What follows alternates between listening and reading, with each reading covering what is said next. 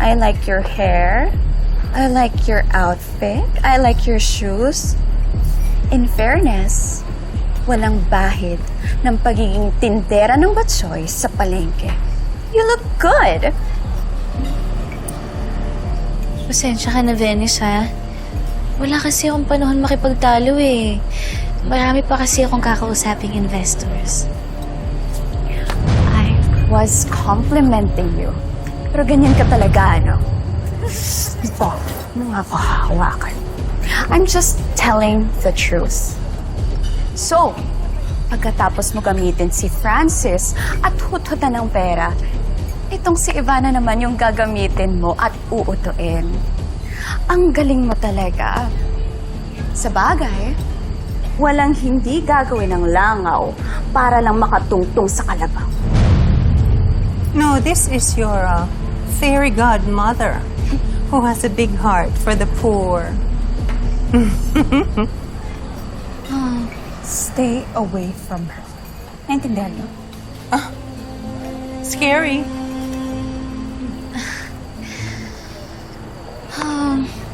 Sorry, Venice, ha? Pero para lang alam mo, wala akong ginagamit na tao. Sadyang may talento lang talaga ako sa kusina eh. Ay, sorry. Hindi ka nga pala makarelate. Kasi di ba, hindi ka marunong magluto. Hindi ka rin marunong sa business. In fact, wala akong alam sa kahit anong bagay. Hindi mo na ako makakayanan ngayon. Nakahanap ka lang ng kakampi.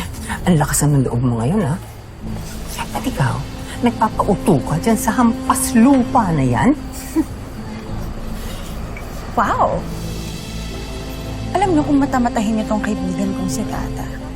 Akala niyo malinis kayo? Okay. Papaalala ko lang Hindi ba sa squatters area kayo sa Manila nakatira dati? Tama? Ha? Tapos, itong babaeng to, sumikat siyang artista. Pero ano nangyari? Nalaos din siya kaagad. Bakit? Dahil sa pangit niyang ugali. And look now. The face finally matches the inside. Alam mo, pasalamat na lang talaga kayo dahil nasungkit niyo yung most eligible bachelor that time dito sa Iloilo. Walang iba kundi si Francis. Diba? So don't even start with the whole poor and user talk. Kasi kilala ko kayo.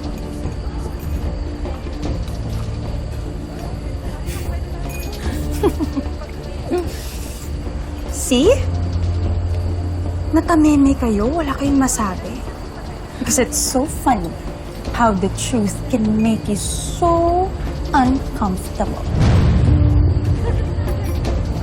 Shut the hell up! How dare you? Bitter ka lang kasi ako ang pinili ni Francis at hindi ikaw. Kapal ng mukha mo, ha? Aray! Akala mo ba kinaganda mo yung buhok mo na red hair na yan, ha? Mukha kang manok, mukha kang tanga. Hey! May nangyayari ba dito? Mayora, we're just having fun. Actually, we are just congratulating them. Job well done, Tata. Congratulations. Ivana, congratulations! You did well.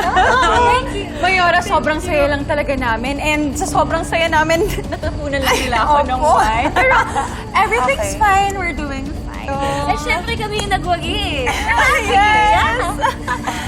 Kaya, I need to clean this up. So let's go, Tata. Yeah, let's go. Thank you, for go. congratulating us. Thank you. No? We did well. Love it. Let's go. Pwede ba? Palitan mo na yung kulay ng buhok mo. Magkulay ka ng buhok, ha? Ayoko na yung red buhok mo. Ayos na.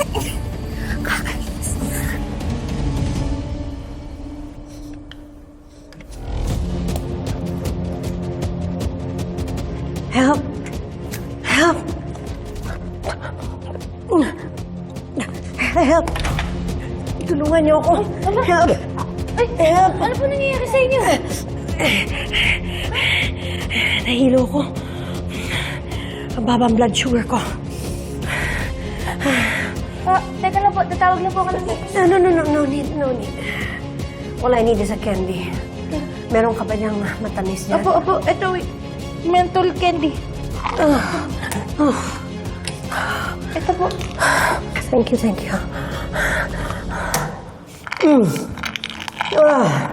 Isa po. Dali lang.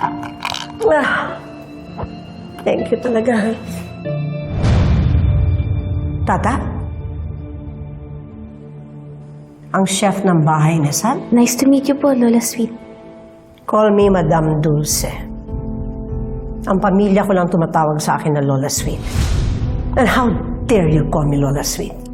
Lalo na nung kayo at nanay mo ang nanlason sa daughter-in-law ko na si Margaret. Ma, nalason na rin po pala ni Venice yung utak po ninyo. Hayaan niyo po, malalaman niyo din yung totoo. Anong totoo? Na masama kayong tao? Yan ang totoo. Masama po ba akong tao, tutulungan ko po kayo? Sana hindi mo na ako tinulungan. Ay, cellphone niyo po nahulog. Anita! Oh, Greg, saan? Anita! I'm here. You need to go. Are you okay? Nahihilo lang ako. But I'm okay. Tata!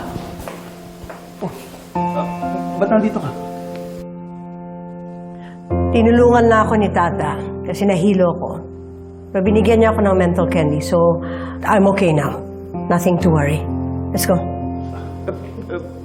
Puti, meron ka pa nun. Mental candy. Natutunan ko po sa inyo, Sir Govey.